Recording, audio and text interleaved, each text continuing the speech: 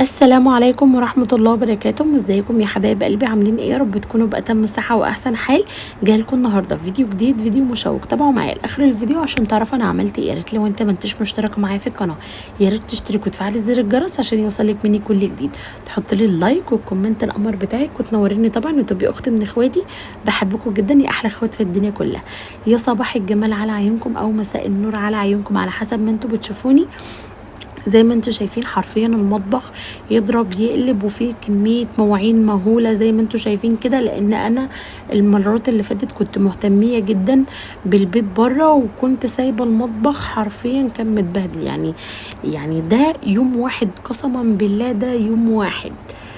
يعني زي ما انتم شايفين كده هنبدأ بقى معركة جديدة ونسمي بسم الرحمن ونصلي على النبي في الكومنتات عليه أفضل الصلاة والسلام. وطبعا أنا فرحانة جدا ومبسوطة لأن خلاص أنا عيد ميلادي قرب يا بنات، وكلها كام يوم والصغنن هيكبر. هو مش صغنن قوي يعني، هو هبقى 27 سنة بس برضو مش صغيرة قوي ومش كبيرة قوي يعني. بس ده انا فرحانه جدا لان ده هيبقى اول عيد ميلاد ليا وانتوا معايا وان انا في وسطكم. بجد انا متشوقه جدا ان الفيديو ينزل لكم في اسرع وقت ممكن. وكمان في فيديو العيد ميلاد بتاعي، بجد انا فرحانه جدا ومتشوقه ان انتوا تتابعوه معايا وينزل لكم في اسرع وقت. ولو انتي اول مرة تشوفيني انزلي بسرعة اشتركي في القناة وفعلي زر الجرس وحطي لي اللايك بسرعة. هي دي الهدية بتاعتكم ليا، وبجد هتبقى احلى هدية في الدنيا كلها، لان كل ما هتشتركوا هتزودوا الاخوات بتاعتنا وهتتابعوا معايا كل حاجة انا هعملها. وطبعا دي حاجة بتفرحني جدا وبسطاني ان انا بشارك معاكم اي حاجة انا بعملها واي حاجة انا بنزلها، وانتوا كمان مش بتبخلوا عليا برأيكم وباللايكات بتاعتكم. وفي طبعا اخوات جدد دخلوا معايا في القناة، بجد كلكم على راسي من فوق، وبجد انا بحبكم جدا وبكن لكم كل الحب والاحترام. بجد انا يعني مش قادرة اقول لكم كمية الفرحة اللي في قلبي.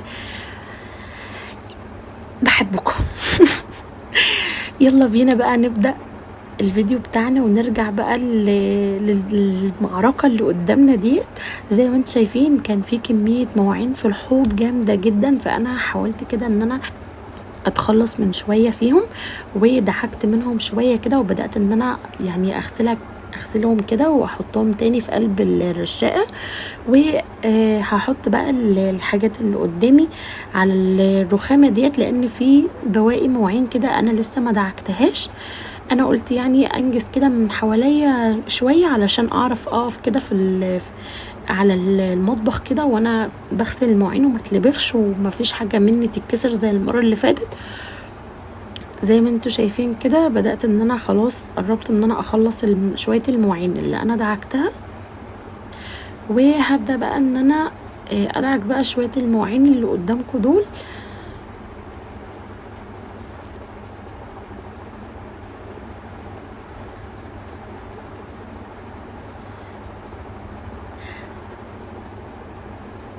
زي ما انتوا شايفين كده بدأت ان انا احط الحاجات كلها في قلب الحوض كده، وخلاص هدعك بقى الرخامة لان انا كنا متعشين كابوريا، ففي ريحة زفارة كده ومحبتهاش الصراحة في المطبخ، فقلت كده يعني اتخلص من شوية المواعين اللي كانت قدامي اللي كنتوا شاركتوها معايا وانا بدعكها وبرجعها تاني في مكانها في قلب الرشاقة. ودي بقى كانت كل الزفارة في قلب المواعين اللي انتوا شايفينها ديت، فانا دعكتها كده كويس. وانتوا عارفين ان انا بحط الصينية ديت عليها المواعين اللي انا بصفيها لما بوديها قبل ما اوديها في قلب الحوض.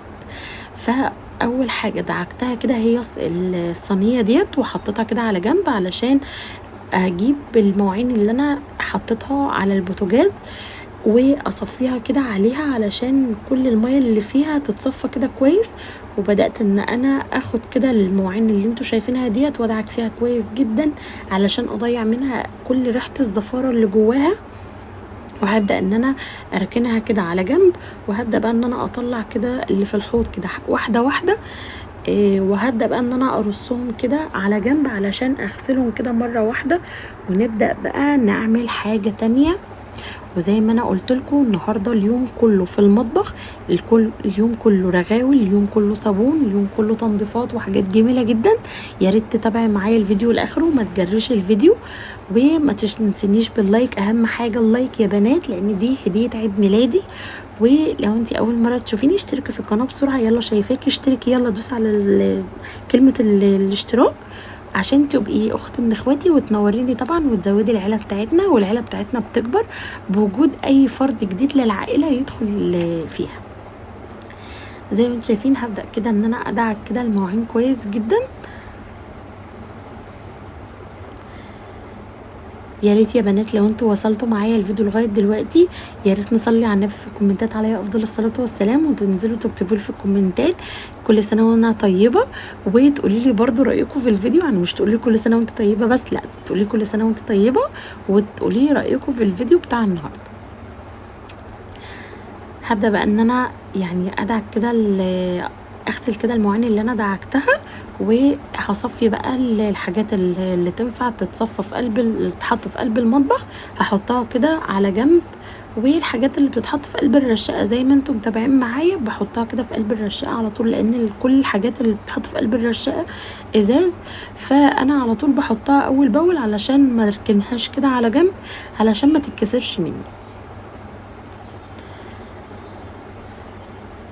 خلاص كده هبدأ ان انا اطلع المعالق بقى من قلب الحوض، لان زي ما انتم شايفين كان مليان رغاوي من كمية الصابون اللي انا دعكت بيها المواعين، لان زي ما انا قلت لكم كان في ريحة زفارة جامدة جدا، فانا حاولت على قد ما اقدر ان انا ادعكهم بكمية صابون زي ما انتم شايفين كده. دي النتيجة في الاخر اللي بقت في الحوض كده، دعكتهم كويس جدا بحيث ان انا اضيع منهم كل ريحة الزفارة. هبدأ بقى ان انا ارجع بقى كل حاجة في اماكنها تاني زي ما انتوا شايفين كده.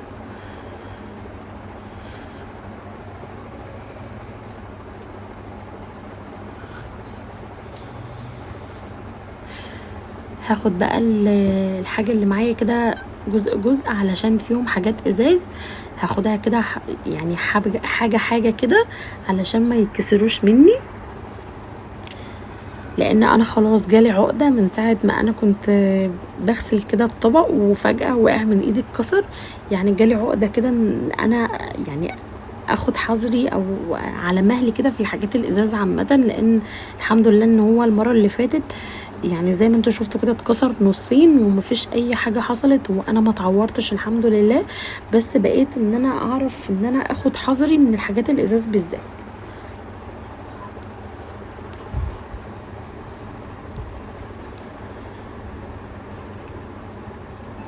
خلاص بقى هبدأ ان انا اغسل كده الحاجات اللي انتوا شايفينها. خلاص كده انا خلصت، هبدأ بقى ان انا اغسل بقى الحاجات كده وارجعها تاني على جنب كده علشان بقى اروح لجزئية تانية هتتعمل.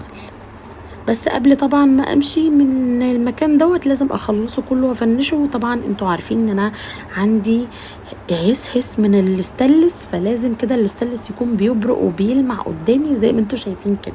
طبعا انا بتكلم معاكم على طبيعتي لان انا معتبراكم اخوات ليا، مش معتبراكم ان انتوا ناس بتشوفوني او متابعين او اي حاجه الكلام ده كله. لا انا بتكلم معاكم بطبيعتي كانكم بكلم اخت ليا من اخواتي، انا بتكلم مع اختي كده بطبيعتي يعني مش بزوق في الكلام. زي ما انتوا شايفين طبعا البوتاجاز كان عليه كده شويه اتساخات من مكان الكبريه والزفاره اللي احنا عملناها. هبدا بقى ان انا اشيل بقى العيون دي كلها، وهبدا بقى ان انا ادعك تحتيها لان انا مش عايزه اي ريحه زفاره كده تكون لسه في المطبخ. فهبدا ان انا ادعك كويس كده الاستانلس بتاعي، وهبدا ان انا اشيل كده العيون وهبدا ان انا ادعك العيون كويس. وانا مش عارفه الصراحه العين الصغيره دي بتغلبني وانا بدعكها، فمش عارفه الصراحه هي بتبقى صعبه جدا وانا بشيلها. يعني انا جبت قعدت اشد فيها كده لغايه ما طلعت زي ما انتوا شايفين كده، وقعدت ان انا ادعك كده في الاستانلس وجبت كده الفوطه بتاعتي، بدات ان انا اشيل كده الرغاوي والصابون اللي عليه. وزي ما انتم شايفين يا على الجمال والروقان ده، بجد الراحه النفسيه بالنسبه لي لما بشوف كده الحاجه بتاعتي بتلمع كده من قدامي. والاستانلس اهم حاجه يا بنات، الاستانلس اقسم بالله. زي ما انتم شايفين كده هبدأ بقى ان انا خلاص كده هفنش كده البوتاجاز، وهرجع بقى العيون بتاعته عليه زي ما كانت. زي ما انتوا شايفين العيون كمان بتبرق اهي وبتلمع، لان انا دعكتها كويس جدا. وهبدأ احط كده العيون بتاعه البوتاجاز عليها تاني.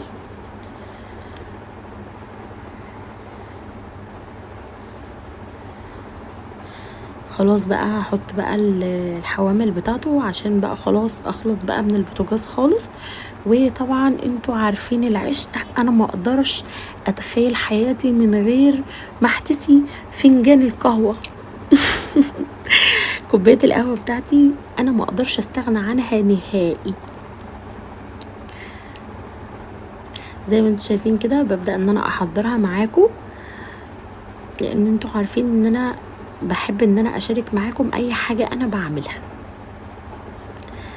زي ما انتوا شايفين كده بدأت ان هي تستوي خلاص. هبدأ بقى ان انا اصبها كده في قلب الفنجان بتاعي علشان بقى اطلع بقى اشربها بره وارتاح شوية من المجهود اللي انا عملته. زي ما انتوا شايفين كده هبدأ بقى ان انا اكنس المطبخ بتاعي.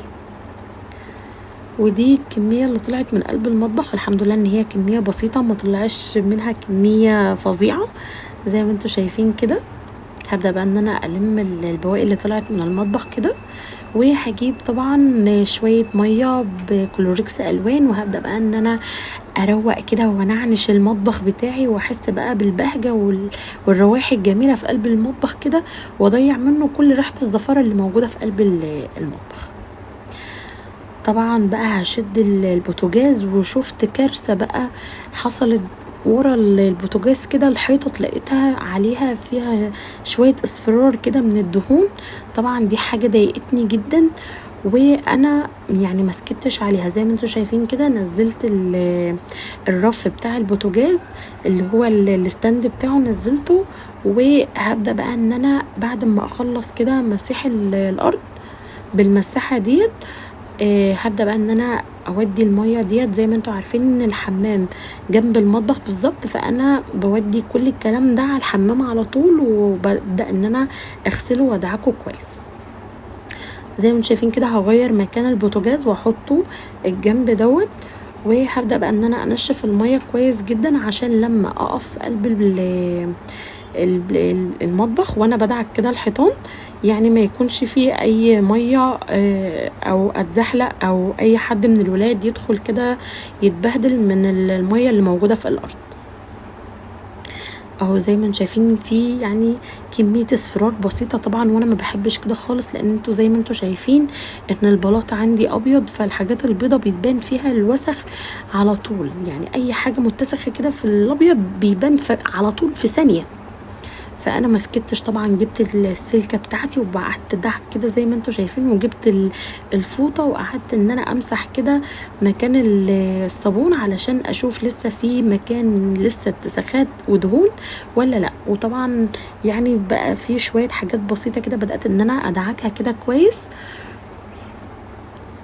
ولما خلاص قربت ان انا اخلص، يعني خلصت كده الحيطه دي، يعني ما كانش فيه كميه دهون ولا اتساخات غير في المكان اللي انا كنت حاطه فيه البوتاجاز.